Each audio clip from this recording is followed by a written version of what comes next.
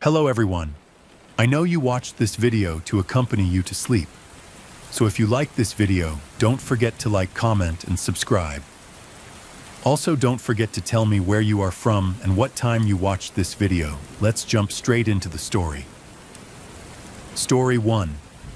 In 1993, a fire gutted the Langford family home in Cedar Falls, Iowa.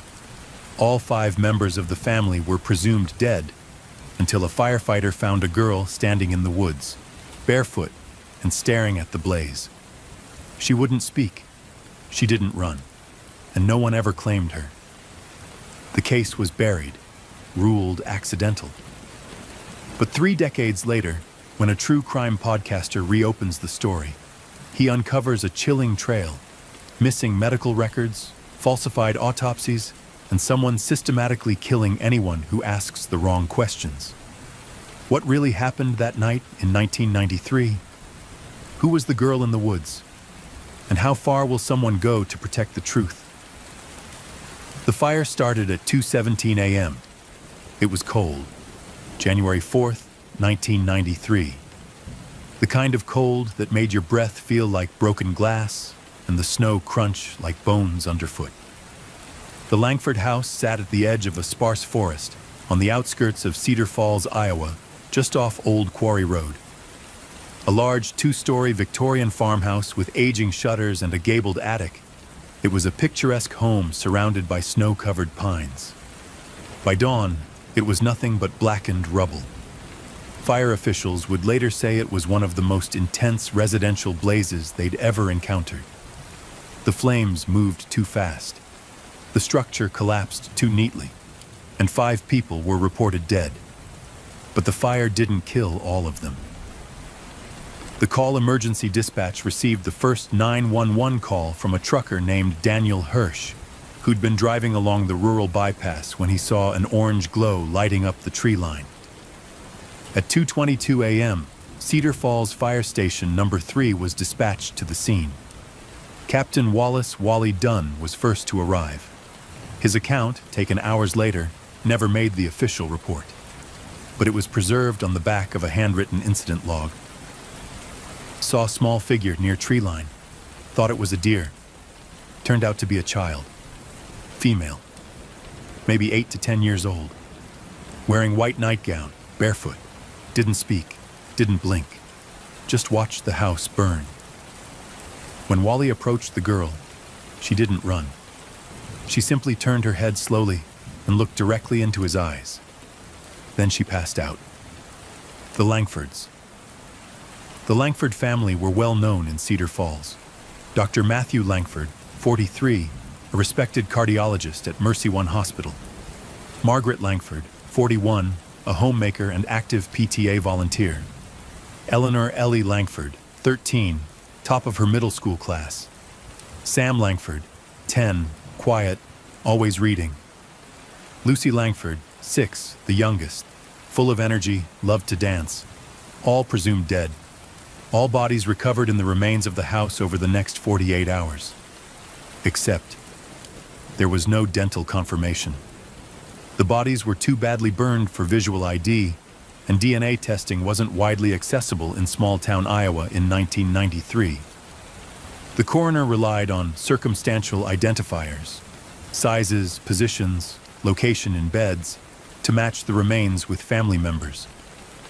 No autopsies were performed, and no one asked why. The girl. The girl from the woods was taken to St. Luke's Psychiatric Center in Waterloo, 25 miles from Cedar Falls. At first, she wouldn't speak. She refused food. Medical staff couldn't identify her. She had no burns, no smoke damage, not even frostbite despite standing barefoot in the snow. Her chart read, JANEDOE number 4571 age, approximately 9 race, Caucasian distinguishing features, scar on right wrist, crescent-shaped birthmark on left shoulder. After 2 weeks, she spoke her first word, fire. A day later, she said another. It watched. Then nothing. No family came forward, no missing persons reports matched her, and then 2 months later, she disappeared. vanished from a locked facility in the middle of the night. Security footage, erased. Staff logs, blank. Room contents, empty. The only thing left was a crude drawing scrawled in crayon on the wall, a house on fire, and a face in the window. Not a person, a face, something watching. The file is closed. The Cedar Falls PD closed the case by midsummer. The official report concluded that faulty wiring had caused the Langford fire. The child found at the scene was labeled as a transient juvenile likely unrelated to the event, despite being barefoot in a nightgown within yards of the fire. The bodies were buried in the Langford family plot at Rose Hill Cemetery. The remains were sealed under a closed casket ceremony. By 1995, the Langford home site had been bulldozed, the woods behind it sold off, and the records stored in a dusty file box deep in the county archives, misfiled under accidental residential fires. And the girl? Never mentioned again. Present day. Enter Jackson Redd, January 2023. Jackson Redd, 34, former local journalist turned true crime podcaster, had returned to Cedar Falls after nearly a decade away. His podcast, Midwest Macabre, was gaining traction for its focus on unsolved and forgotten cases across the Rust Belt. But it was personal tragedy that brought him home. His mother had passed unexpectedly, leaving him her modest house on Garden Street and a garage full of boxes she never threw away. It was there, digging through her things, that he found it. A manila folder marked Langford, 1993, St. Luke's. Inside were printed medical charts, incident logs, and 3 grainy Polaroids, all of the same girl. Same white nightgown, same wide, terrified eyes.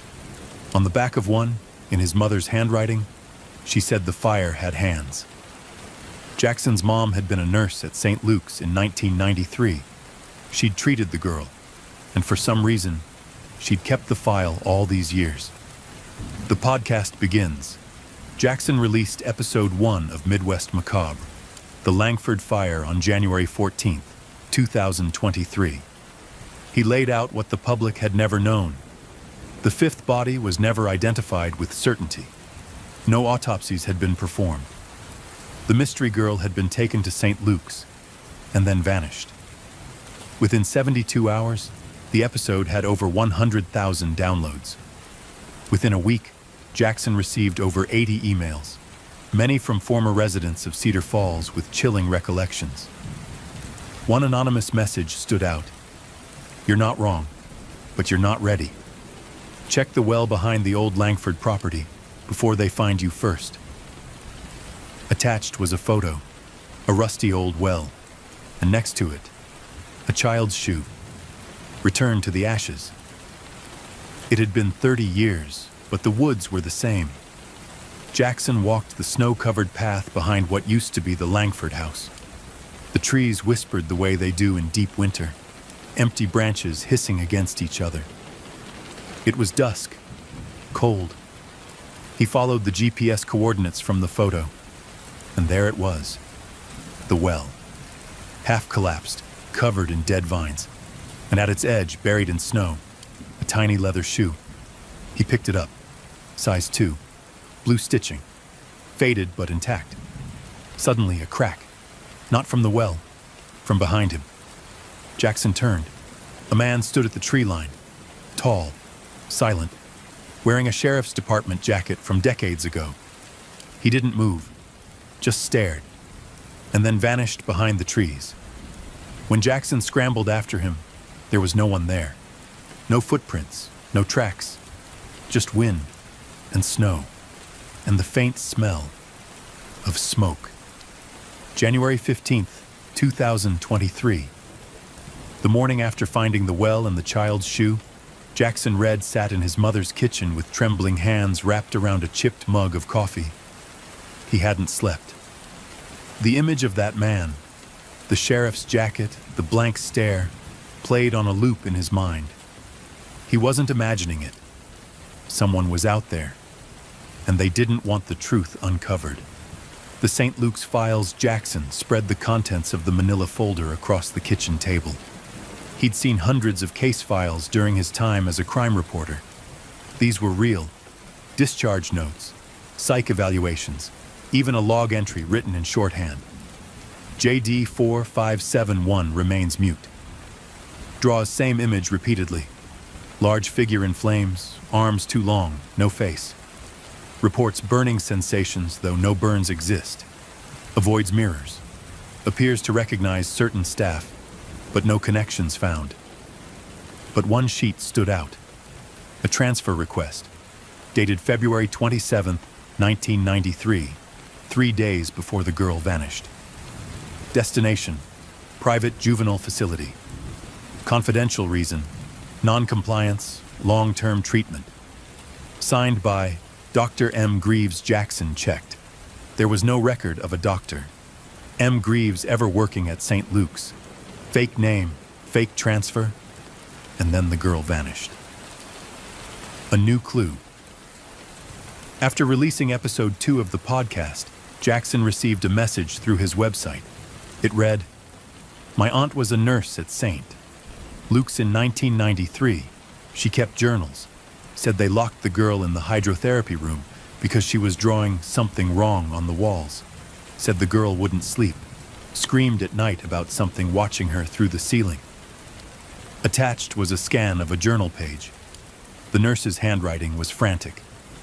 She kept repeating, "Lucy, Lucy, Lucy." That's the youngest Langford child. But the girl doesn't match Lucy's age or description. Unless she is Lucy and everyone's lying. Jackson's heart pounded. Could the girl in the woods have been Lucy Langford? Was it possible one of the Langford children survived the fire and had her identity erased? He dug through the St. Luke's file. The photos, the drawings, the medical notes. He stopped at a psychological assessment.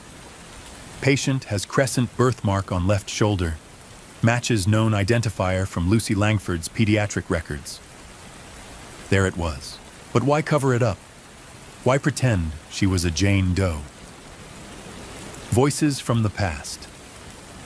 Jackson drove to the Cedar Falls Public Library to search archived newspapers from 1993. The Langford fire had made front-page news, of course. But the follow-up articles raised more questions than they answered. 5 bodies found, caused likely electrical. Young girl at scene not connected to victims. Community mourns tragedy, moves on. There were no quotes from the fire captain, Wally Dunn. No mention of the mysterious girl after the initial report. And oddly, no obituary for Lucy Langford. Only a group mention of the Langford children. Back at home, Jackson recorded episode 3, laying out his theory. Lucy Langford survived. The girl in the woods was her. For some reason, the Cedar Falls authorities, maybe even higher, chose to erase her identity, label her as an unconnected Jane Doe, and bury the truth. Why? What did Lucy see that night? What did she survive? A stranger reaches out. That night, Jackson received a phone call from an unlisted number. A woman's voice, low and shaky. "You're getting too close." He sat upright. "Who is this?" "They'll hurt you like they hurt the others. Stop digging." "Wait, do you know what happened to Lucy Langford?" There was a pause, and then, "I am Lucy Langford." Click. Silence. The basement recordings. The next morning, Jackson returned to the boxes in his mother's garage. If she'd kept one file, maybe she'd kept more. He opened a crate labeled VHS-90S-Med Training. Beneath a layer of old CPR training tapes was one with peeling handwriting. Jane Doe, number 4571, St. Luke's, Observation Room 2. He rushed to a friend's house with a working VCR. The tape opened with grainy black and white footage of a small, pale girl sitting on a bed in a concrete room. Same white nightgown, hair matted, eyes vacant. She was drawing on the walls again and again with a black crayon. The same image, a tall, faceless figure engulfed in flames. Every few minutes, she'd freeze, stare upward, and whisper something. Jackson turned up the volume. He's in the ceiling. He watches. He paused the tape. He had to find that room. Back to St. Luke's, Though Street. Luke's had closed in 2007. The building still stood, abandoned, covered in graffiti and overgrown ivy. Locals said it was haunted. Teens dared each other to break in. Jackson didn't hesitate. He brought a flashlight, a crowbar, and a GoPro strapped to his chest. The inside was worse than he imagined. Collapsed ceilings, rusted wheelchairs, shattered glass crunching underfoot. He followed the blueprint he'd found online to the old hydrotherapy wing. Room 2 still had its number, and inside, faint but visible on the crumbling walls, the same drawings, dozens of them. A flame-covered figure with arms that reached the floor. He stepped closer. One of the images had been drawn in something darker than crayon, brown-red. Blood? The lights flickered, except there was no power. Something creaked above him. He turned the flashlight upward, just pipes, just ceiling tiles, just darkness. Then something moved. The second warning. He sprinted out of the building and didn't stop until he reached his car. Inside, panting, heart pounding, he reviewed the GoPro footage. At the exact moment the ceiling creaked, the microphone picked up a low whisper. He played it back, isolated the audio. A single word. Lucy.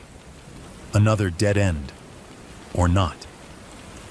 He uploaded episode 4 with a warning. If something happens to me, the footage is backed up. The St. Luke's facility was a prison. That girl, Lucy, wasn't treated. She was hidden. We need to know why. 2 days later, a padded envelope arrived at his door. No return address. Inside, a burned, warped cassette tape labeled Langford, January 3, 1993, Interview A. Jackson dug out an old tape player. Static. Then a voice. Male. Nervous. This is Officer Harold Dykstra, Cedar Falls PD, interviewing minor survivor of the Langford fire. Name redacted per order. Then a child's voice. Faint. Raspy. It wasn't a fire. It was him. He's made of fire. Who's him, sweetheart? He lives in the walls. Daddy knew. That's why he locked the attic. That's why he said not to look in the mirror. You said he watches you? He's always been there. And what's his name? The child's voice dropped to a whisper. He doesn't have a name, but he knows mine. Old faces, new secrets. Jackson searched the name Officer Harold Dykstra. Turns out, he'd been on the force until 1995, then retired early, moved to Florida. Jackson called every Dykstra in the Sarasota area until one answered and said, "That's my uncle." But he died 2 weeks ago. House fire. Weird, right? Jackson's stomach sank. Every person connected to the original case was disappearing. The final piece. He returned to the well behind the Langford property. This time, he brought a camera crew. 2 friends from his journalism school days, now working with him on the podcast. Together, they lowered a GoPro on a rope into the well. It hit something. They pulled it up. On screen, bones. Small, human, and clutched in a tiny hand.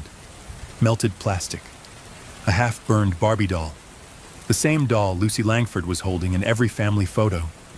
Someone had buried a child there, which begged the terrifying question, if that's Lucy Langford in the well, who was the girl at St. Luke's?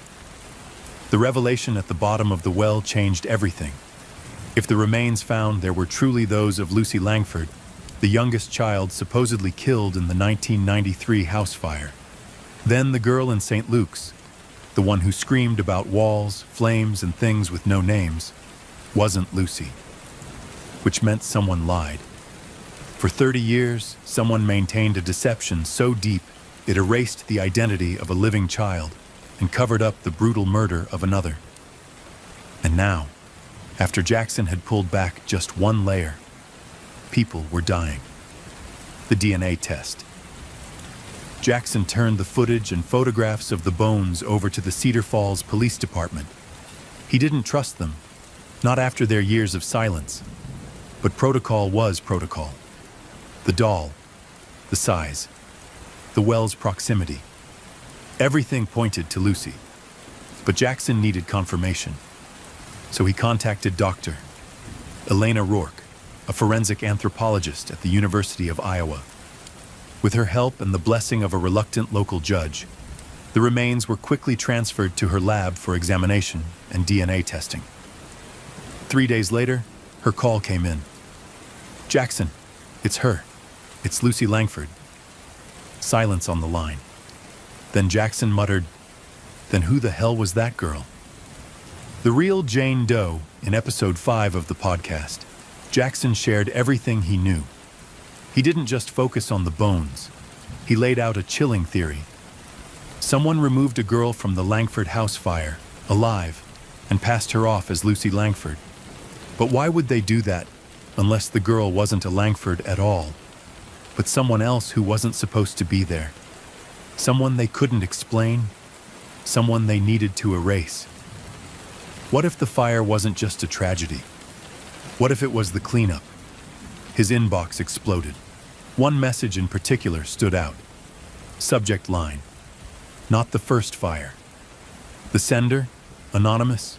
The message: "Check March 1981, Russell Township. Fire at Thorne Family Farm. 5 dead. 1 girl found alive. Said she had no name. She drew the same things." Attached was a police photo. A little girl, 7, maybe 8, wrapped in a blanket, eyes vacant, holding a melted doll. The same doll Lucy Langford had clutched. A pattern of Ash Jackson dug deeper. The 1981 Thorne fire had faded into obscurity, but records showed that Dr. M. Greaves, the same mysterious doctor from St. Luke's, had filed the psychiatric report on the surviving girl. That girl was committed to Rosewood Asylum in 1983. 2 years later, the facility burned down. No survivors. But something stood out. A note from a nurse at Rosewood, written just days before the fire. Patient continues to draw images of tall, burning man.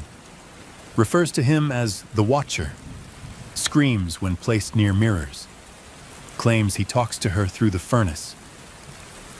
Jackson couldn't breathe. It was all happening again. Different girl, different fire, same drawings, same Watcher. The archivist. To understand the possible connections between the two cases, Jackson reached out to Rory Janovich, a local historian who specialized in Iowa's forgotten institutions. Janovich was skeptical at first, but after Jackson played him excerpts from the Jane Doe tapes and showed him the drawings, his face turned pale. That symbol, look, in the girl's drawings, the triangle with the open eye above the flames. Jackson nodded. He'd seen it etched into one of the walls at St. Luke's. That's from the Order of the Eternal Watch, an obscure religious sect from the 1800s. Supposedly they believed a being of flame and silence lived beneath the earth. They performed rituals to keep it appeased, mostly involving children. Children? They said the Watcher needed to see itself through innocence, whatever that means. Janovich handed Jackson a photocopied document, a page from an 1884 diary. The children draw his form in ash. They never speak his name. He comes through the cracks and the mirrors, through the eyes of fire. Jackson felt cold. Was it possible this was all part of something far older? The sheriff's silence. Remembering the man he saw in the woods, the one in the sheriff's jacket, Jackson paid a visit to Sheriff Arnold Wilkes, who had served in Cedar Falls for nearly 40 years and was now in retirement. He lived in a small home surrounded by wind chimes and a yard full of crows. At first, Wilkes was friendly, but the moment Jackson mentioned St. Luke's, his demeanor changed. That place is gone for a reason, burned out of memory. "I have recordings, Sheriff. There was a girl. She wasn't Lucy. She saw something in the house, in the attic. You talk too much. Was she part of the Langford family? The sheriff stepped closer. There was no attic. But Jackson knew he was lying, because blueprints didn't lie. And the Langford house did, in fact, have a sealed-off attic space, marked clearly on the original 1970 permit application. So what was up there? The Langford attic. The house was gone, of course. Burned in '93, bulldozed in '95. But the foundation remained, buried under weeds and time. Jackson and his crew returned with a ground-penetrating radar unit borrowed from a construction contact. Anomalies were found near the northeast corner of the foundation, suggesting a sealed substructure or shaft, roughly 12 feet deep. They dug. What they found wasn't an attic. It was a crawl space, cemented over, and beneath it, a hatch door bolted shut. It took nearly 2 hours to unseal. Inside was a square chamber, blackened with soot, filled with melted dolls, children's shoes, and burned paper. And on the walls, drawings, the same as before. The burning man, the watcher, the flames. But this time, something new. A phrase scrawled over and over.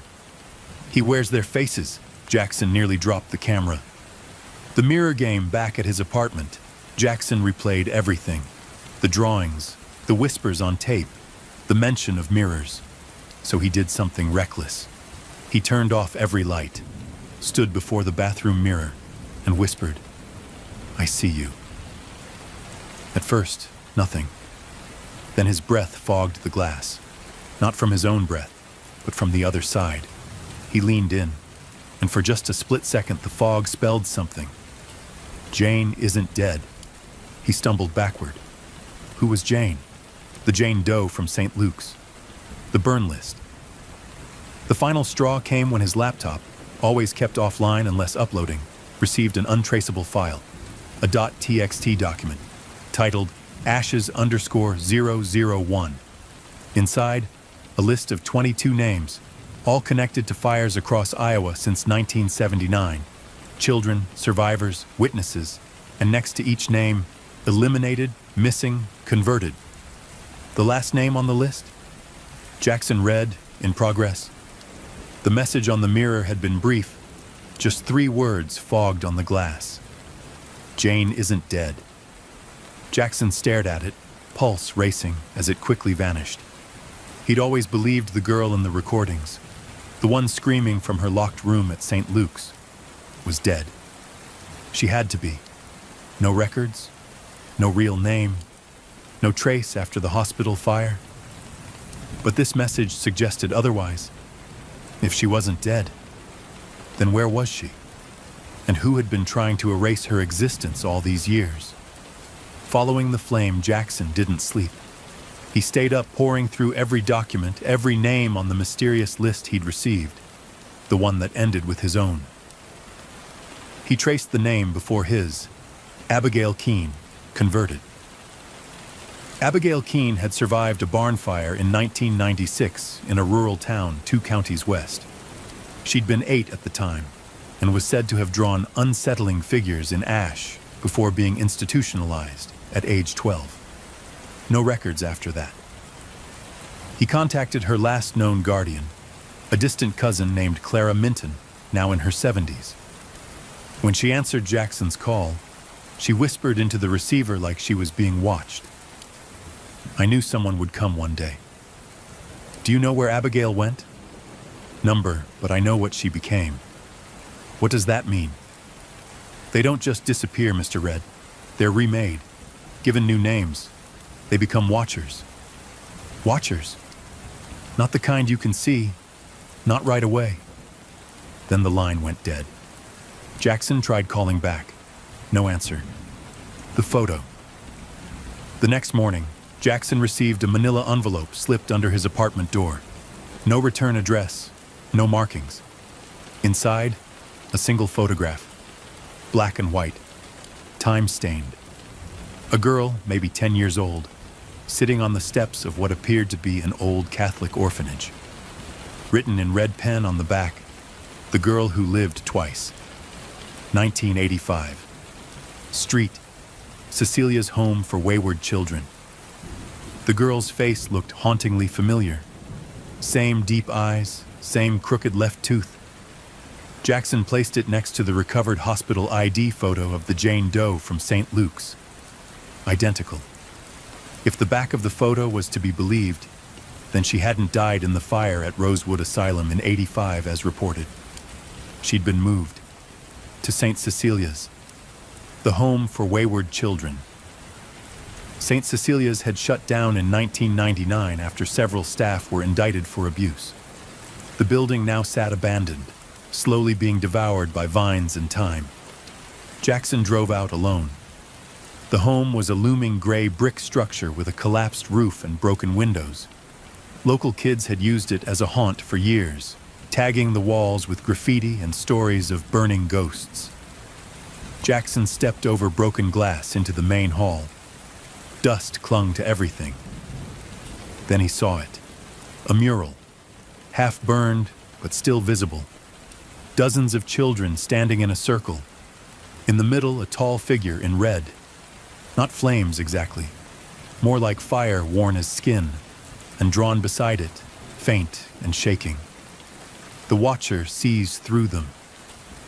Jackson stepped into the old office.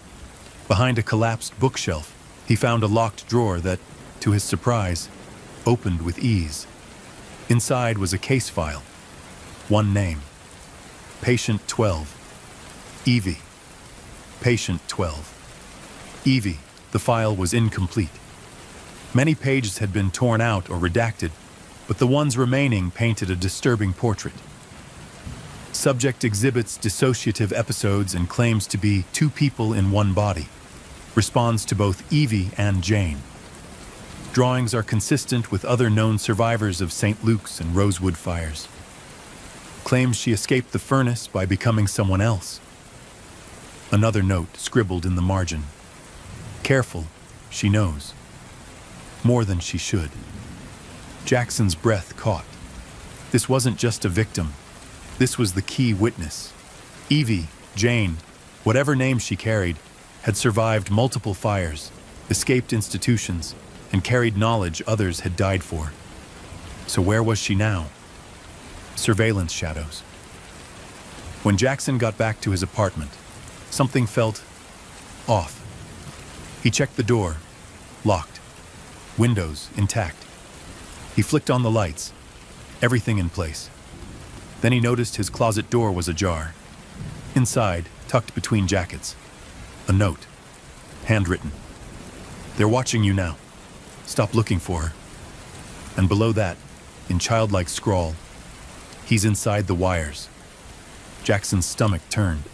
He unplugged everything in the apartment, modem, router, even the microwave. And that's when he saw the footage. His podcast camera, normally used to record narration, had stored a motion-triggered video clip.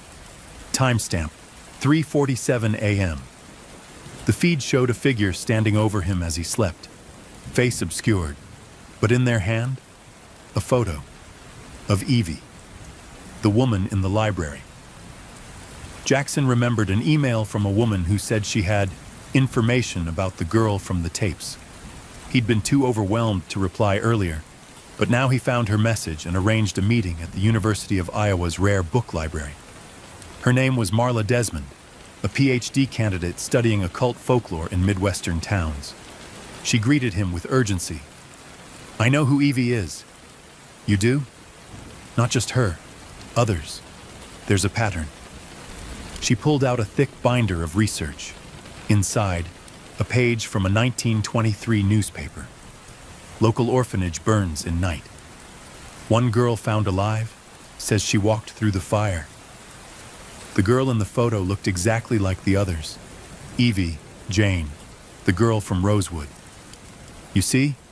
Same face, same child, different decades. It's like she keeps coming back. Jackson couldn't believe what he was seeing. How is that possible? It's not reincarnation, it's containment.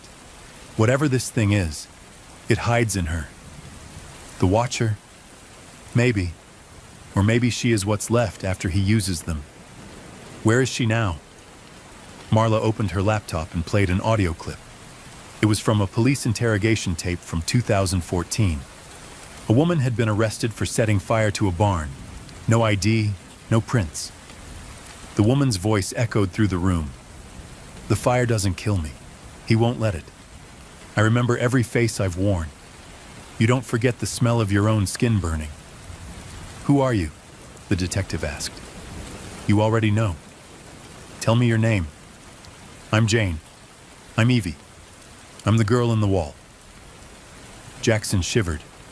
The firebug theory. Marla had one last revelation. A leaked DHS report from 2016 tied multiple cold case fires to a single unidentified female suspect, always just outside the blast radius, often silent, never aged. The code name in the report. Firebug. They think she's a serial arsonist, Marla explained. But it's deeper. She's trying to erase something, or maybe contain it, kill it before it spreads. Why keep showing up? Why the fires? I think she's trying to destroy places that summon him. Jackson paused. The Watcher.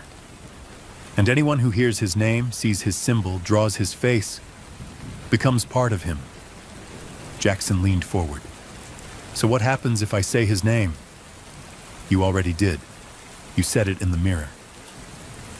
The reflection. That night, Jackson sat in his apartment, staring at his blank mirror. He couldn't help himself. He had to know. He whispered again, I see you. At first, nothing.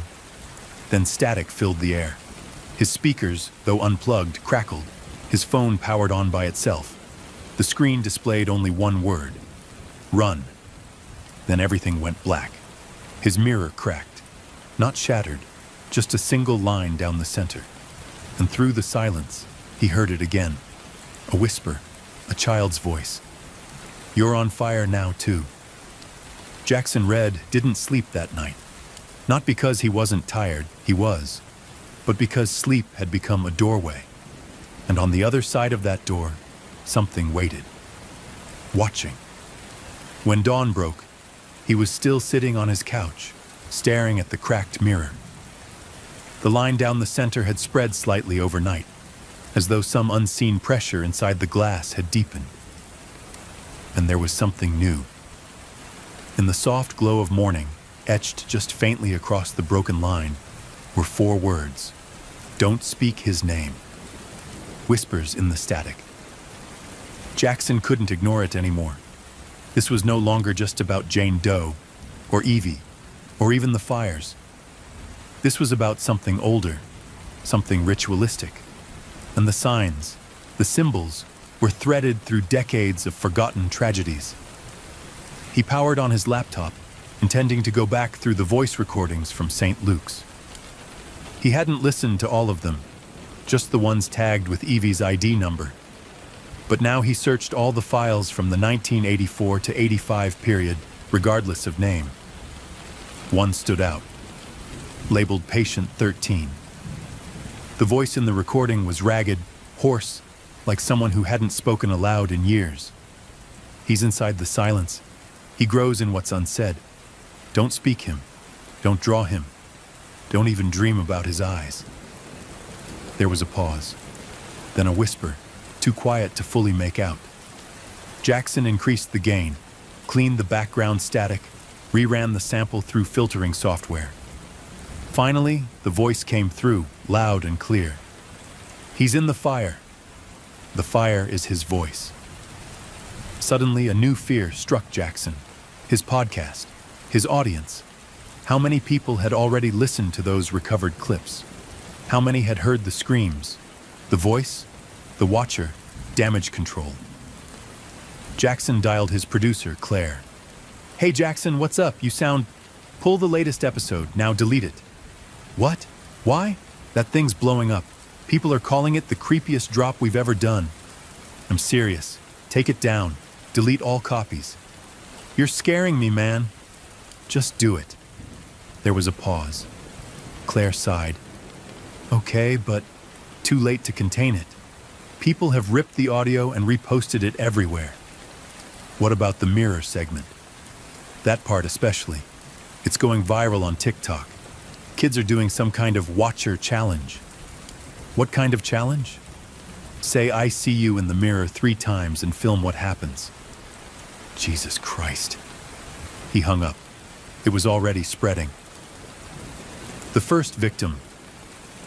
Later that day, news broke in Cedar Rapids. A 16-year-old girl named Jenna Coster had been found dead in her bedroom. No sign of trauma, no drugs or alcohol. The only thing amiss?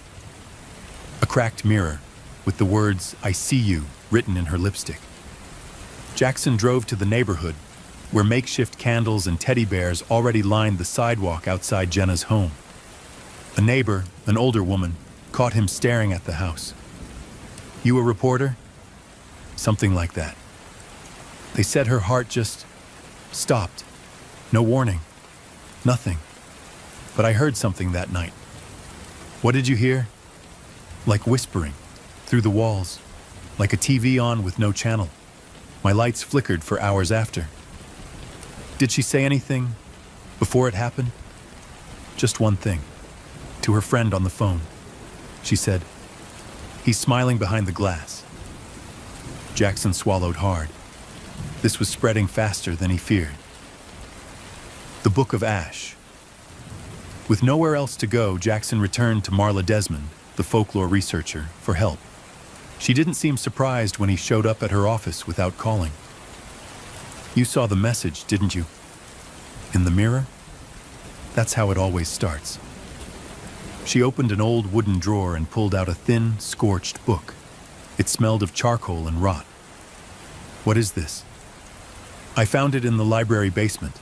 Wasn't cataloged. Bound in some kind of skin. Human, maybe." "What's it called?" "We don't know the original name, but in the back someone wrote in English, 'The Book of Ash.' Inside were pages of rituals, symbols, burned prayers, names. One illustration chilled Jackson. A girl, drawn in crude, jagged lines, staring into a mirror, and behind her, a tall figure with no face, arms stretched across the glass. "It's him," Marla said. "The Watcher. This book, it's not a guide. It's a trap." "A trap?" "Reading it, speaking the words, even understanding it, it makes you part of it. So why keep it? Because we need to understand what we're dealing with." Jackson flipped to the last page, scribbled in frantic red ink. "The only way to stop the fire is to silence the voice. Burn the silence. Burn it before it speaks." A return to St. Luke's. Jackson realized he had to return to where it began, St. Luke's Psychiatric Hospital. Though condemned, the structure was still mostly intact. Over the years, vandals had stripped it bare, but the basement, where the audio archive had been stored, remained largely untouched. He descended the same stairwell he had the first time. Only this time, he wasn't alone. He heard footsteps echo behind him, though when he turned, no one was there. Then he heard her voice. "You shouldn't be here." Evie. She stood at the bottom of the stairs, her eyes pale and too wide for her face. Her hair was black and uncombed, her hospital gown stained with soot. "Is it really you?" Jackson asked. "I'm not supposed to be seen, but he already knows you. Are you the one who left the message on my mirror?" She nodded. "He's looking through you now. The podcast, the tapes, they're his now. Every time someone listens, it opens a door. How do I stop it?" She stepped closer. Her voice became faint. "You can't, but you can burn the door shut." "What does that mean?" "No more voices, no more tapes, no more truth." "Then what was the point of all this?" "To warn you, before you're gone, too." She turned and walked into the shadows of the hallway. "Evie, wait!" He followed, but when he rounded the corner, she was gone. Only one thing remained, a charred tape recorder, and inside it, a tape labeled "Final Voice." The final voice. Back at his apartment, Jackson played the tape. The voice was unlike the others. It didn't scream. It didn't beg. It spoke. Calmly. Slowly. The fire is not the end. The fire is the vessel. The voice rides the smoke. The silence is not empty. It is where I live. You've heard me now. You can't unhear me. Every word you say from this point forward is mine. Then faintly, barely audible, Jackson heard his own voice. This is Jackson Red, and you're listening to Dead Air. The recording ended, and the tape burst into flames inside the player. Jackson smothered it with a towel, heart racing. Then his phone buzzed. A text. No number. Just 4 words. They're burning for you. Fires across the nation. In the next 24 hours, 5 reports came in. A podcaster in Portland died when his studio caught fire mid-broadcast. A teenage girl in Atlanta was found unconscious next to a shattered mirror, her hair singed. An online streamer from Canada vanished during a live stream after saying "I see you" on camera. A sound engineer in Arizona reportedly gouged out her ears after listening to a distorted whisper loop. A fan in New Jersey posted that he heard the watcher in his sleep and hasn't been heard from since. Each one had interacted with Jackson's content. The watcher was moving through the sound waves, and Jackson realized something horrifying. This wasn't a curse. It was a network. The more people heard, the stronger he became. Burn the silence. There was only one option left. Jackson typed out a final message to his followers, a blog post. He called it, "This is not a story." In it, he explained everything. The fires, the girl, the tape, the watcher, and then he issued a warning. Don't say his name. Don't play the tape. If you've already heard it, destroy your device. Speak to no one. Write nothing. Burn the silence before it burns you. Before publishing, he opened the mirror file on his computer, his most viral clip. Then he deleted it, not just from the server, from everywhere. He scrubbed the drive, wiped the backups, disconnected from the cloud, and finally, smashed the microphone that had started it all.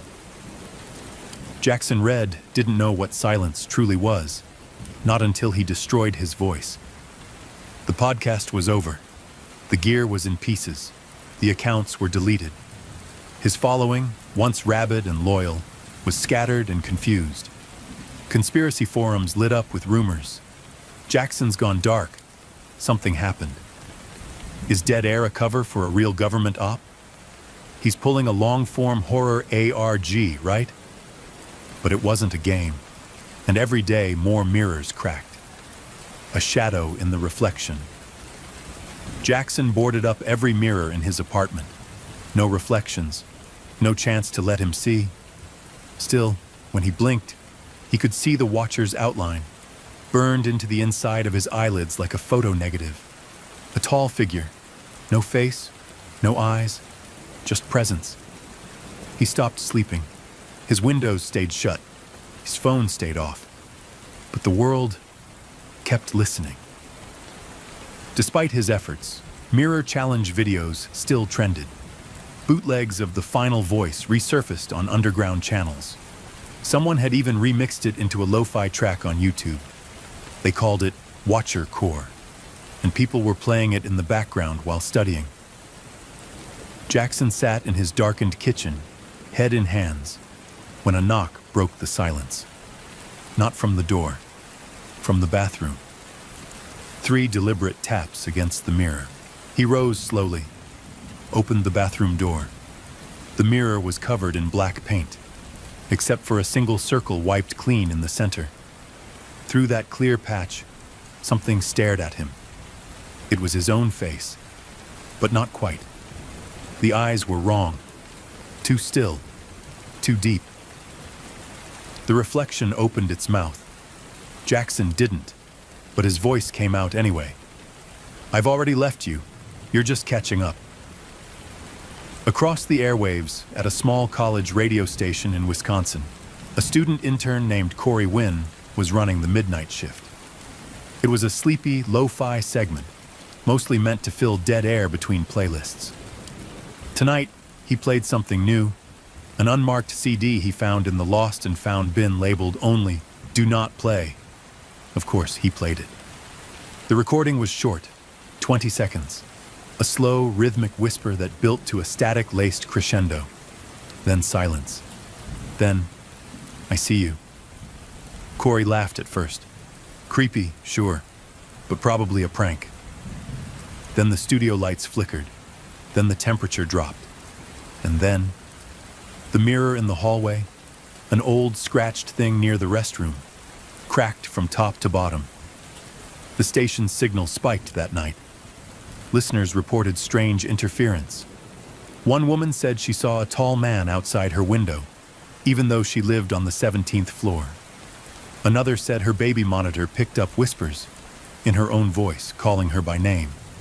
And one listener, a blind veteran in Chicago, called in to say, "I've never seen anything in 20 years, but last night I saw something, a shape, in the dark, watching me from inside my bedroom mirror."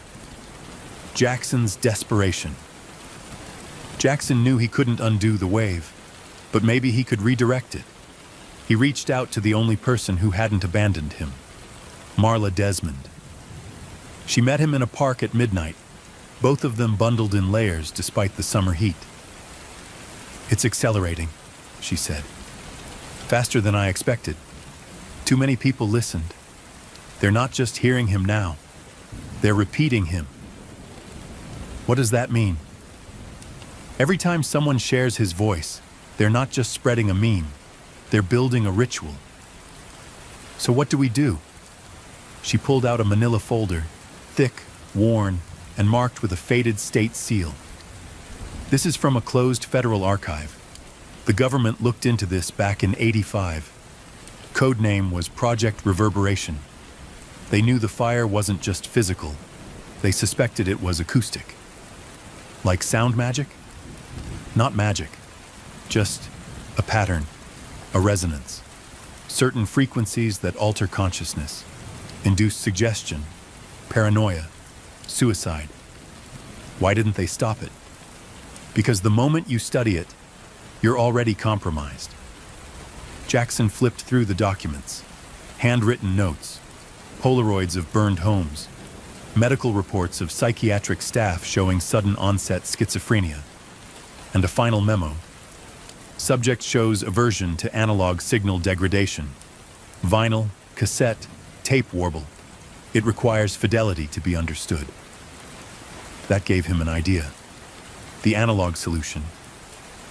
Jackson tracked down a forgotten studio in Detroit that still produced reel-to-reel tapes. Old school. No digital playback, no viral sharing. If he could trap the voice there, distort it enough, it would be impossible to replicate. He'd record a final message, one designed not to spread the watcher, but to contain him. A kind of audio kill switch. Marla called it the mirror broadcast. They worked together nonstop for 72 hours. The process wasn't easy. The voice fought them at every step. During playback tests, the reels would seize up. Smoke would hiss from the machine. Once, the entire booth filled with the scent of burned hair, and the words on the script would change if you looked away. But finally, they had it. A distorted, looped recording, layered with reversed Latin, sonar pings, and ambient frequencies recorded from active volcanoes. They pressed only 3 copies, each sealed in a lead-lined cassette case, each marked with the phrase, "Break glass only to bury flame. The watcher strikes back." The night they finished the tapes, Marla disappeared. Her apartment was empty. Her phone was fried. Her computer was nothing but melted plastic. But the worst part? Every mirror in her home was shattered inward, as if something had crawled out. Jackson knew what that meant. The watcher wasn't bound to the digital realm anymore. He was in the glass, in the signal, in the space between frequencies. The time for whispers was over. He wanted a stage. The pirate broadcast desperate. Jackson hijacked an unused AM frequency using old HAM radio tech and the reel-to-reel setup. At 3:33 a.m., he began the mirror broadcast. It was never meant to be heard by many, just enough to close the loop. The warped, layered recording was surreal, unintelligible. It sounded like voices drowning underwater, shrieking metal, reversed church bells, and through it all, a heartbeat, slow, relentless. In the first 10 minutes, nothing happened. Then, a ripple. Across the country, people reported strange dreams. In one, a faceless man stood in front of a burning orphanage, whispering, "This time, we burn the silence first." Others reported waking up to find every device in their home dead. And in one apartment in Brooklyn, a mirror exploded the moment the final beat of the mirror broadcast ended. Jackson collapsed in the booth, unconscious. The next morning, headlines appeared. Mystery frequency crashes radios nationwide, experts baffled.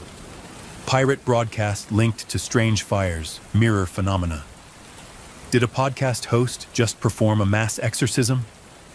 The silence that remained.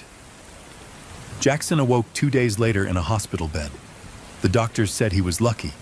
No burns, no injuries, just empty. As if he'd been vacuum sealed inside his own body. Marla was never found, but one of the 3 cassettes was recovered, intact, buried beneath her apartment in a box marked "Ashes to Ashes." Jackson kept the second. The third? He mailed it to an unlisted P.O. box in Alaska with one instruction: play only when the mirrors crack again. There is a space between stations, a whisper buried between frequencies, not silence, not static. A frequency that doesn't exist on any dial, yet always finds its way to your ears when you're most alone. They call it the dead frequency. And after the mirror broadcast, it woke up. The return of signal 117 6 days after Jackson's pirate transmission, listeners across the Midwest began reporting a mysterious sound interrupting AM broadcasts. The sound was always the same, a soft hum, 3 slow chimes, a child's voice saying, "He's still in the walls." Then silence. No station would claim it. No call letters, no sponsors, no metadata. But one technician at a radio tower in Iowa, Angela Croft, tracked the anomaly.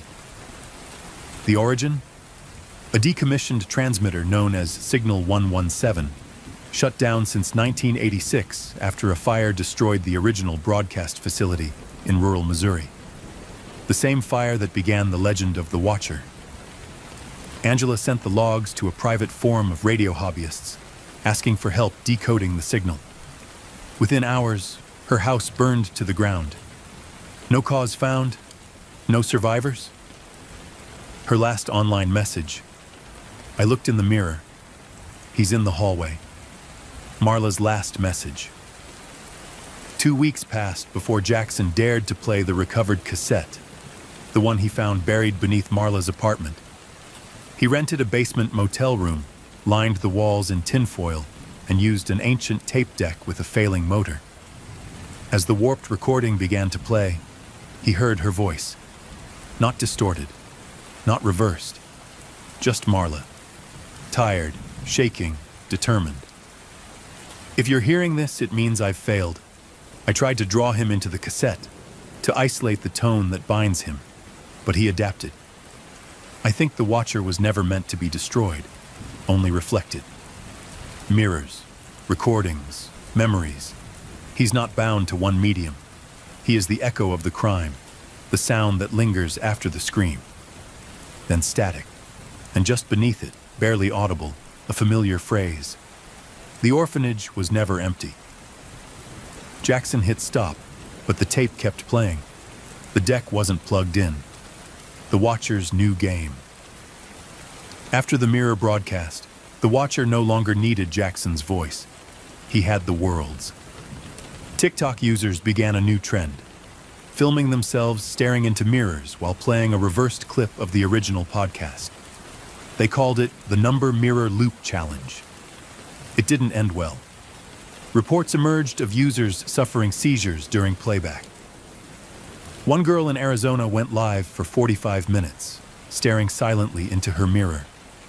When her mother broke down the door, she found her unconscious with her face pressed against the glass, mumbling Jackson's words in reverse. In Los Angeles, a man smashed every reflective surface in his home, claiming, "They're crawling out now. The signal brought them." Authorities dismissed the incidents as viral hysteria, a copycat phenomenon. Jackson knew better. He saw the map, clusters forming around old towers, abandoned transmitters, places where analog ghosts still breathed, where the dead frequency thrived. A whisper in the static, desperate, Jackson turned to an unlikely ally, Dimitri Vance, a disgraced audio engineer once hired by the Department of Defense to study weaponized sound. Dimitri had since retreated to a life of underground hacking and DIY audio occultism, running a secret server called Hertz Heaven, where forbidden frequencies were traded like rare artifacts. They met in a cold storage locker in Cleveland. Dimitri was waiting, surrounded by towers of old TV sets and CRT monitors, all playing loops of broken mirror footage. "You brought it into the world, man," Dimitri said. "That frequency? It's not new. You just gave it a name. Can we stop it?" "Maybe, but not by erasing it. That never works. You need to drown it out." "With what?" "Something older. Something louder." Dimitri pulled out a reel-to-reel tape labeled 117 Prime. This was recorded during the original orphanage fire in '86. A live mic caught everything: screams, cracks, the watcher's first breath. Jackson listened. He wept. Then he screamed. Then he passed out. When he came to, Dimitri was gone. So was the tape. But something new was playing on every TV screen in the room. A reflection. His own face. But grinning. The truth behind Signal 117 digging deeper. Jackson uncovered sealed government reports dated 1986. Signal 117 was not a regular transmitter. It was a test. A psychological weapon developed during the Cold War to induce fear, hallucinations, and behavioral breakdowns. It used layered binaural beats, subsonic frequencies, and samples from child interrogation sessions conducted at orphanages across state facilities. The tests were shut down after a series of deaths, including 5 researchers who all gouged out their eyes after reviewing the final playback. Their final memo warned, "Subject 017 is no longer passive. It is feeding off reception, reflection, recognition. Do not broadcast." The facility burned down a week later, but the signal never stopped. It had simply moved into the mirrors, into the airwaves, into us, building the null loop. Jackson knew what had to be done. He would build a new broadcast, a null loop designed not to fight the watcher head-on, but to interfere with his signal, like noise-canceling headphones for the mind. To do this, he'd need raw ambient field recordings from fire sites connected to watcher sightings, underground choir tones from Gregorian monks recorded in anechoic chambers, brainwave frequencies used in sleep research to induce lucid dreaming, and one final element, the voice of someone who had heard the watcher and survived. There was only one, his mother, the voice that broke the flame. He returned to his hometown and found her in a nursing home, aged beyond her years, but still lucid. She hadn't spoken of the orphanage fire in decades, but when he placed the headphones on her ears and played a piece of the original mirror broadcast, something changed. Her eyes rolled back. She began to hum, not randomly, but in tune, a low, ancient melody. Jackson recorded everything. As the track looped, the static began to fade. The mirrors in her room stopped vibrating, and for the first time in months, the watcher vanished from his peripheral vision. He had the final piece. Now, it was time to return to signal 117. The journey back, Jackson, armed with the null loop, traveled to the ruins of the original 117 broadcast station in rural Missouri. What remained was scorched earth, overgrown trees, and rusted tower spines. But deep beneath the ground, in a storm drain once used to house audio cables, he found a small service door. It was locked. Inside, he heard faint whispers and music, a child's lullaby on repeat. He set up his mobile transmitter, placed the tape into the reel, and flipped the switch. The null loop began to play. The earth shook. The signal screamed. Mirrors across the country began to crack, not shatter, just enough to reflect light in a different way. Hospitals reported patients waking from comas. Phones rang with voicemails from the dead, but only static played. And in the ruins of Signal 117, something crawled out of the shadows and stepped into the light. When the null loop played for the first time over the bones of Signal 117, the world didn't end. But something old began to shift. For the first time in decades, the watcher didn't speak. He listened. The emergence, at exactly 3:17 a.m., across every time zone, mirrors began to cloud. Not crack, not break, just fog from the inside. Jackson watched from the ground-level ruins of Signal 117 as the air grew heavy. His reel-to-reel deck groaned as the tape looped, the audio fluttering with age but holding steady. In his headphones, the melody hummed by his mother, wordless, ancient, melded with the sub-bass frequencies. Then, a shape emerged from the shadows of the collapsed bunker. It wasn't spectral. It wasn't demonic. It was a man. Wearing the charred remains of a broadcast engineer's uniform, his ID badge melted into the fabric. His eyes were entirely black. Not evil, just recording. He stepped forward, soundlessly, and opened his mouth. Out came a voice Jackson recognized, his own. "I am the copy of a scream, the echo of a death no one saw, the frequency of guilt." The watcher paused, then softly, "What will you do with me now?" Facing the origin, Jackson didn't run. He removed the headphones. He stood inches from the thing, this living transmission, and did the unthinkable. He played back the first ever mirror broadcast on a handheld recorder. The watcher twitched.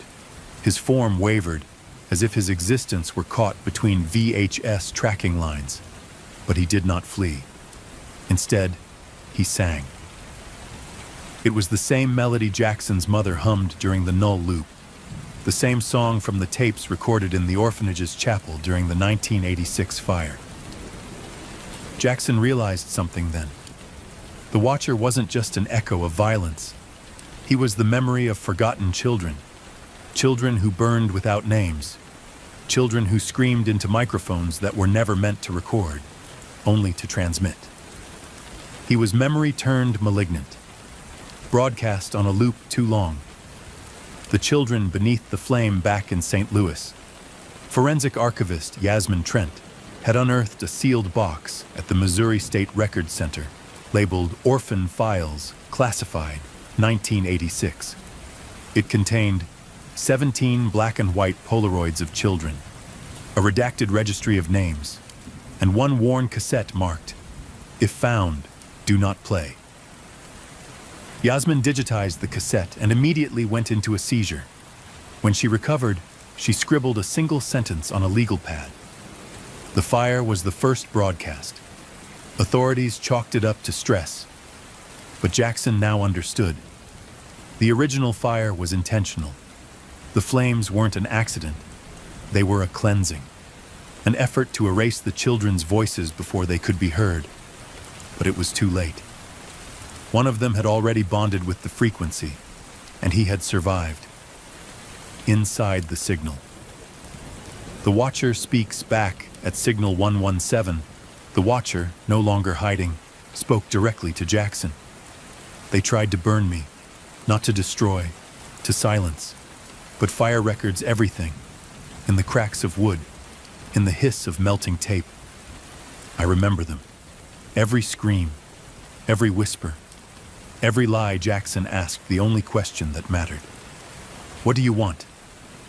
The Watcher looked to the sky, antennae still embedded in the horizon like crosses. Then he said, I want them to hear. With that, he collapsed into ash, and the air filled with laughter. Children's laughter, not haunting, not malevolent, relieved. The true crime beneath the static. Following the Watcher's disappearance, the null loop went viral, not as a podcast, but as a healing frequency. Hospitals reported improved sleep in PTSD patients exposed to it. A psychiatric facility in Michigan used it to help a girl who hadn't spoken in 10 years. After listening, she whispered, "He's not watching anymore." But Jackson wasn't finished, because the Watcher's words lingered. I want them to hear. So he used the podcast, The Fire Within, to tell the true story. Episode by episode, he revealed what had been buried, the government's audio weaponization project known as Project Reverb, the use of orphaned children as test subjects for psychoacoustic experimentation, the facility's fire, staged by officials who knew they'd lost control of the frequency, and how Signal 117 was never truly shut down. It had just gone underground. The public response was overwhelming. Victims' families came forward. A class action lawsuit was filed against the Department of Health and Human Services, the FCC, and several shadow contractors. But the question remained, could a ghost be subpoenaed? Broadcast justice. On the one-year anniversary of the Null Loop's first play, Jackson hosted a live episode from the ruins of Signal 117. With permission from the city and under heavy security, thousands gathered with radios tuned to a specific frequency. At exactly 11:17 p.m., Jackson played a newly mastered loop, layered with the children's recovered names, spoken gently by survivors and their families. Each name was followed by one chime, 17 chimes in total. Then silence, then applause, not thunderous, just enough to be felt. And in that silence, radios across the country briefly picked up a final signal, a voice, a boy's voice. Thank you for hearing us. Then, static, and nothing more. The final reflection. Jackson never saw the Watcher again, but mirrors no longer scared him. He understood now that reflections weren't the enemy. Silence was, because silence had let the crime rot in the dark for too long. It was not the fire that created the Watcher. It was the cover-up, the forgetting, the collective refusal to confront what had been done. The Watcher had never wanted revenge, just remembrance. Legacy today, the Null Loop is studied by audio engineers and trauma specialists alike. It plays in neonatal units, hospice wards, and grief counseling centers. Jackson no longer records horror podcasts. He teaches. He travels to schools and explains how sound can save or scar. And every year, on November 4th, he broadcasts one more loop, 17 names, 17 chimes, and one final message. They are not forgotten. In the weeks after the final broadcast from Signal 117, the world quieted, literally. Emergency call centers reported a sharp drop in noise complaints. Police scanners across Missouri and neighboring states saw a decline in reported unexplained sounds, phantom voices, and domestic disturbances involving mirrors or audio hallucinations. But it wasn't just absence of the Watcher. It was something deeper, something heavier, a weight pressing against the silence. After the echo, Jackson Walker found himself in an unfamiliar state, peace. The kind that's foreign after decades of dread. He had spent nearly half his life chasing shadows, decoding static, and listening to whispers no one else could hear. Now, with the watcher gone, or rather, at rest, the noise inside his head had ceased. But peace, Jackson discovered, came with its own form of torment.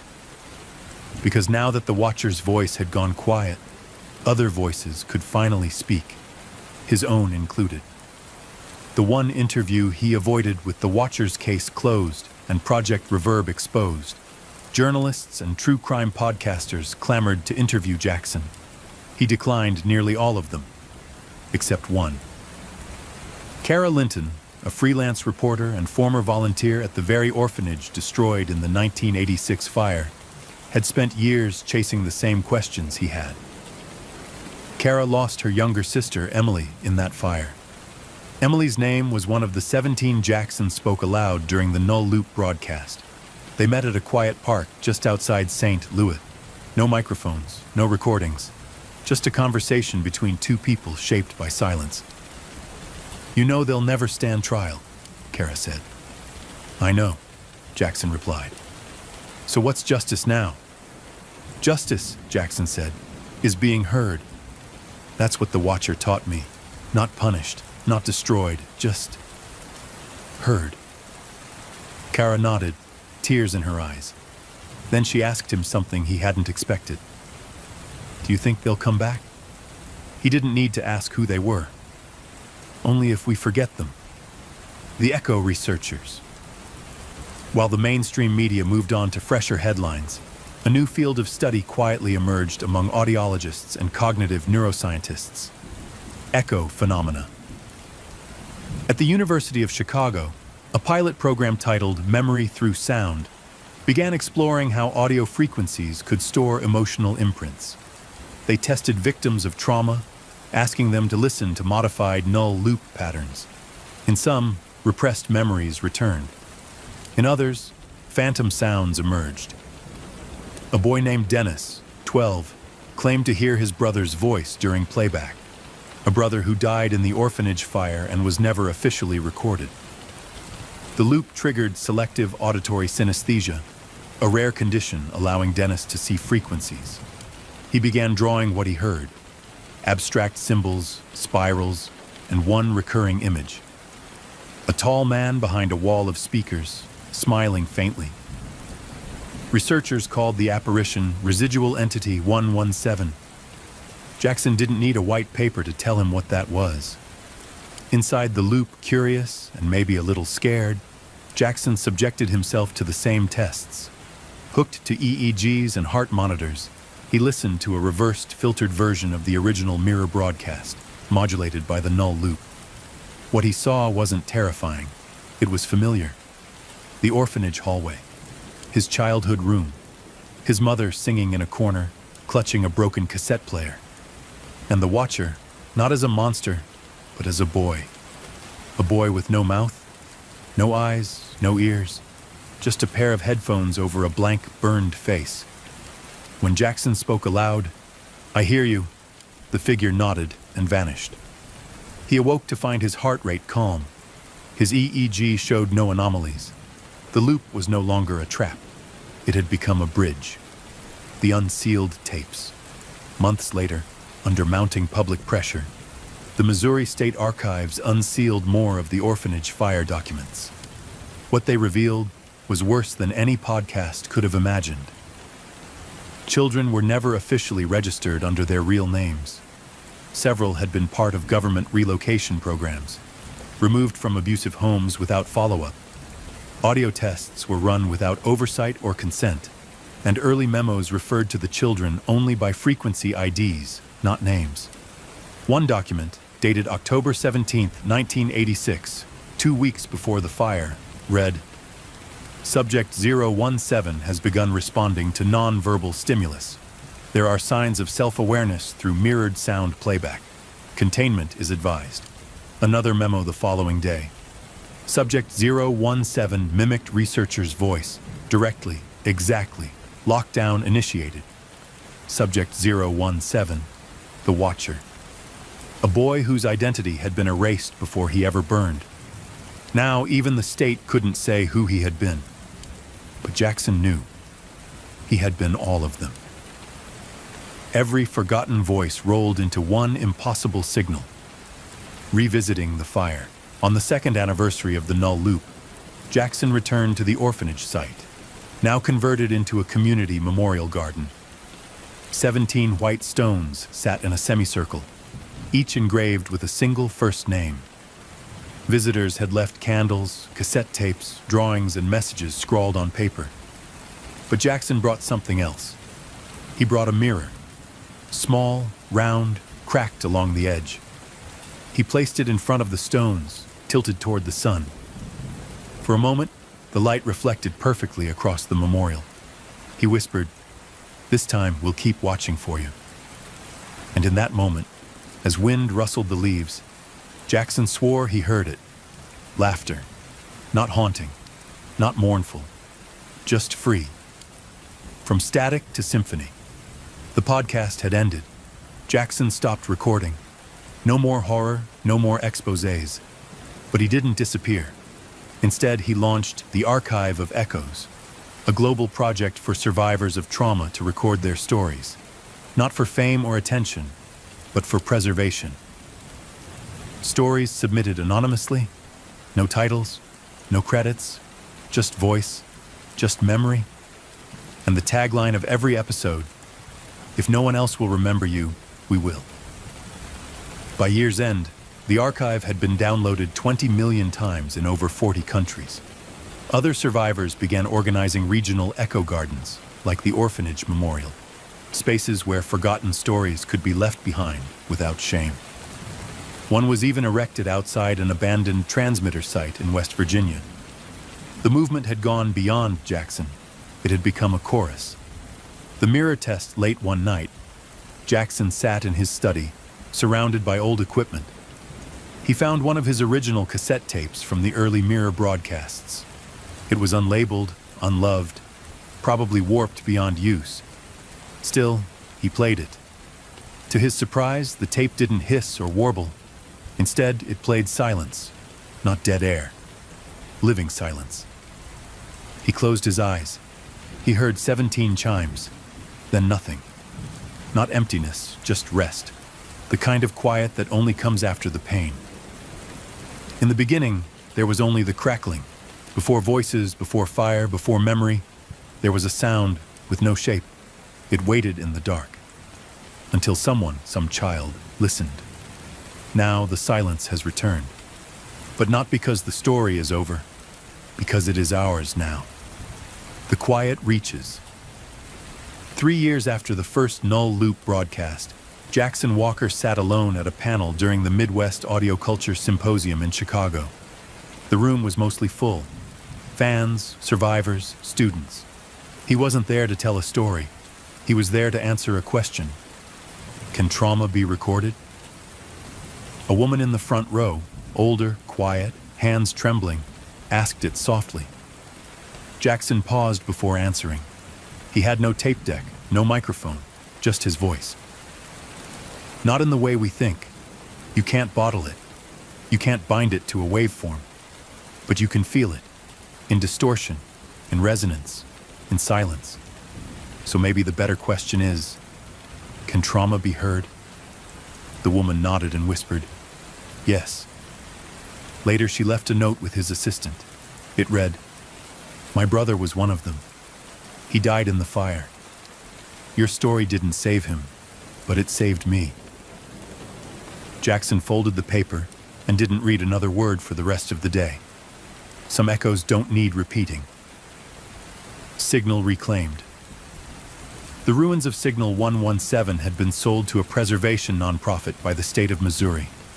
What remained of the building, a scorched foundation, a few antenna stumps, and a broken transmitter, was converted into the Museum of Lost Frequencies. Inside, visitors could walk through a reconstructed broadcast booth, listen to curated clips from the Null Loop archive, and record their own stories into a constantly rotating frequency that transmitted on an unused AM band only at night.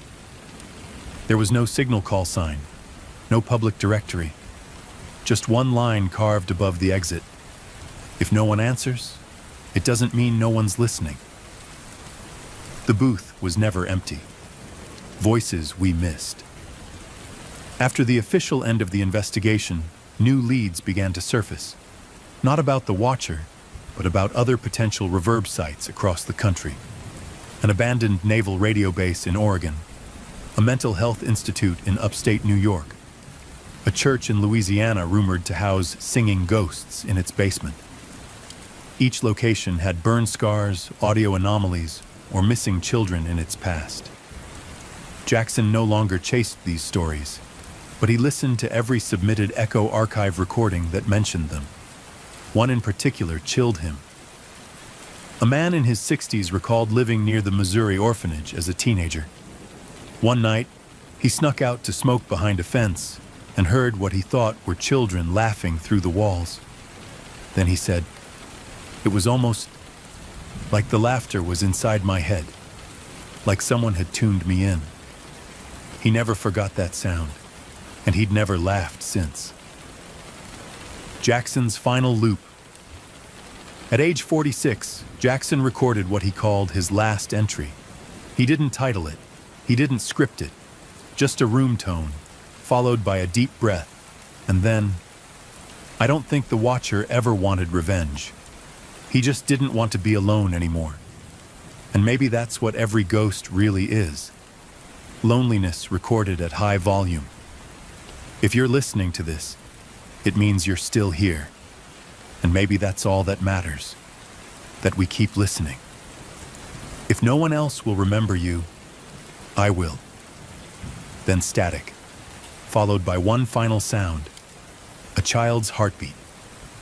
A new generation. 10 years after the final Mirror broadcast went silent, an 11-year-old girl named Zoe Palmer uncovered an old cassette player in her grandmother's attic. It was wrapped in a scarf, sealed with black electrical tape. On the tape, one word, scrawled in pen. Listen. She played it, and heard nothing. Then, slowly, beneath the noise floor, her grandmother's voice, singing softly. The same melody Jackson's mother once hummed. Zoe ran downstairs in tears, clutching the recorder. Her grandmother was in hospice near the end. But when Zoe held the recorder close, the woman smiled, reached out, and whispered, "That song kept me alive." No one knew the tape existed. No one had heard it since the fire. But somehow, across time, pain, and static, it had survived. And now, it belonged to someone new. Beyond the broadcast, the Museum of Lost Frequencies eventually added a second wing, dedicated not to audio horrors or government conspiracies, but to healing. Visitors could sit in private booths, listen to loops of affirmations submitted from around the world, or upload their own memories. A sign above the hallway reads, "Frequency is memory. Memory is love." In one corner of the building, a small mirror hangs on the wall. Cracked, smudged, no plaque. But when light hits it just right, visitors swear they can see a boy smiling. No headphones, no burns, just a face at peace. Epilogue. What we hear when we're alone. There are still those who believe in the Watcher, not as a monster, not even as a ghost, but as a symbol. A reminder that silence can be dangerous, that truth isn't just told, it must be heard. And when someone finally listens, truly listens, the world can begin to heal. So tonight, if your radio crackles, if your mirror shivers, if the air grows still, don't be afraid. It's not the Watcher coming back. It's just memory, finally finding a voice.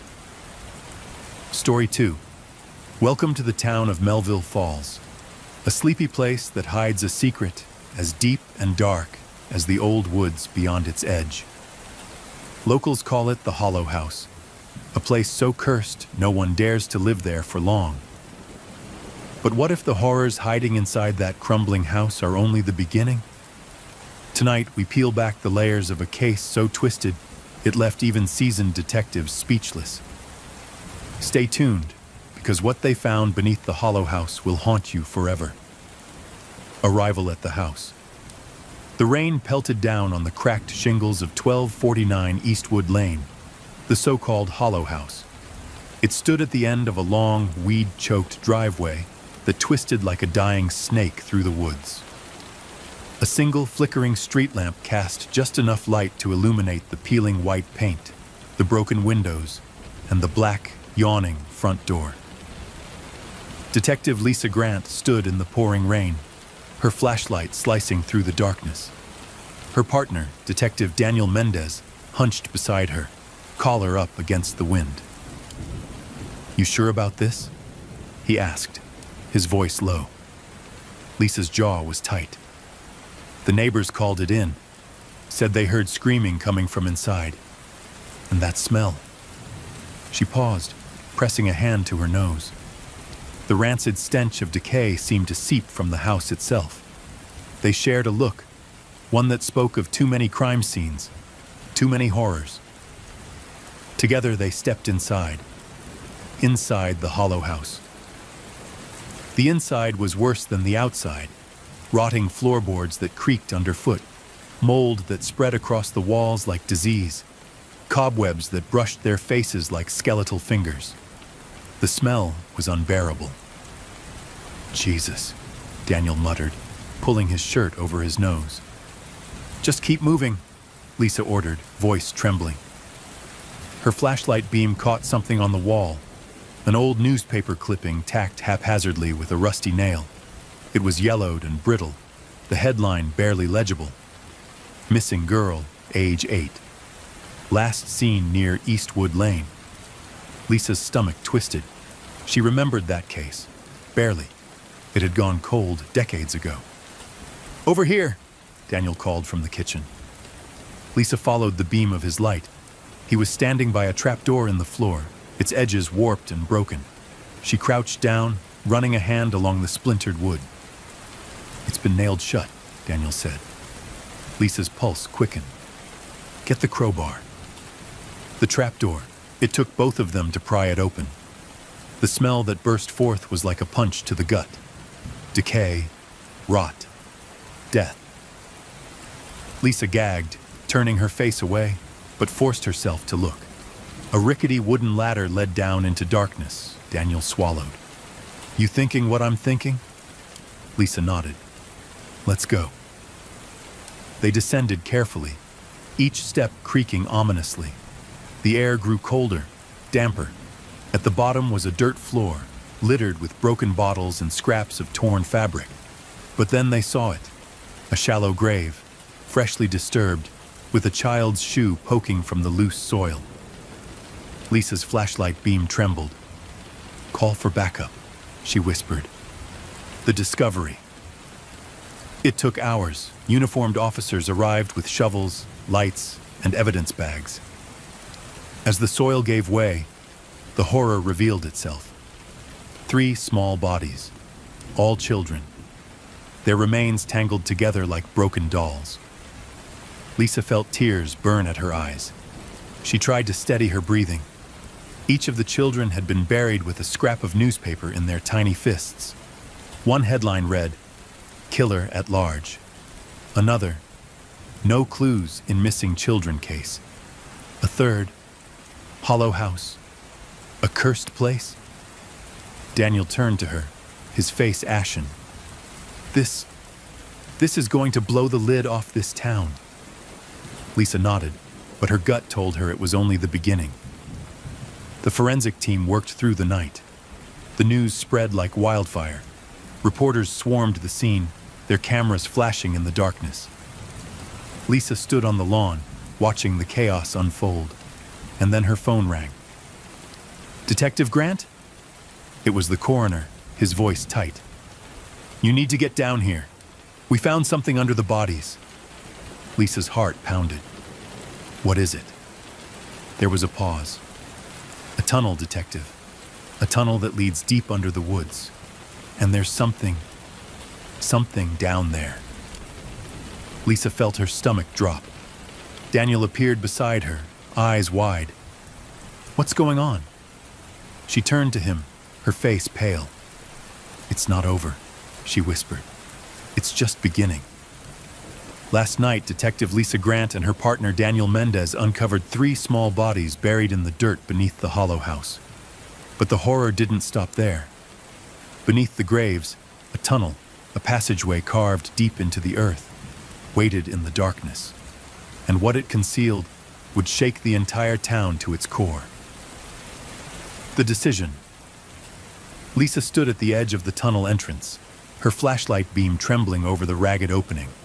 Earth walls crumbled at the edges, revealing layers of old, compacted dirt. A cool draft wafted upward, carrying the scent of damp earth and something else, something metallic and acrid. Daniel crouched beside her, eyes wide. "We should wait for backup," he urged. Lisa's jaw was tight, her mind racing. She could almost hear the clock ticking, the seconds slipping away. If there were any survivors or even clues to what had happened here, every moment counted. "Call them," she said, voice firm. "But I'm not waiting." Daniel hesitated, then sighed. "All right, but I'm going in with you." The descent. They descended carefully, the makeshift steps little more than hastily dug footholds in the earth. The air was damp and cold, wrapping around them like a shroud. Their flashlights barely pierced the gloom, casting shifting shadows that made the tunnel feel alive. Lisa felt a shiver run down her spine. Every step seemed to echo, a hollow sound that made her stomach tighten. She glanced back at Daniel, whose face was set in grim determination. "How far do you think it goes?" Daniel whispered. Lisa shook her head. "Far enough to hide a secret this big." The passageway. The tunnel stretched on, twisting and turning like a serpent beneath the earth. Bits of old newspaper and tattered fabric littered the floor, remnants of a hidden world no one had seen in years. And then they saw it. A small wooden door, half rotted and hanging on rusted hinges. Lisa pushed it open, the sound of creaking wood echoing through the darkness. Beyond was a chamber, a small underground room lined with shelves.